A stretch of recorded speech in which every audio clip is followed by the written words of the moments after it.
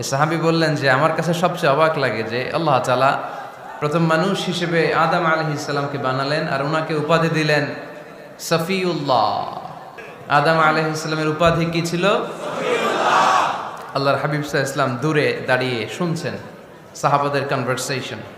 আরেক সাহাবা বললেন, আরে আমার কাছে তো এর চেয়েও বেশি অবাক লাগে যে তিনি মূসা আলাইহিস সালামকে বানিয়েছেন নাজিউল্লাহ। নাজিউল্লাহ, যে আল্লাহর সাথে না যা ইউনাজি মুনাজাত করে, গোপনে কথা বলে, কালিমুল্লাহ। এইটা অবাক লাগে যে আল্লাহ তাআলা কোনো মিডিয়া ছাড়া, ভায়া ছাড়া, মাধ্যম ছাড়া পৃথিবীর একটা মানুষের সাথে সরাসরি কথা বলবেন।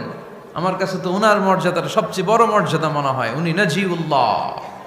আরেক সাহাবা বললেন, আমার কাছে তো এর চেয়েও বেশি অবাক লাগে সাইয়েদনা ইব্রাহিম আলাইহিস সালামের ব্যাপারটা, কারণ ওনাকে আল্লাহ তাআলা বানিয়েছেন খলিলুল্লাহ।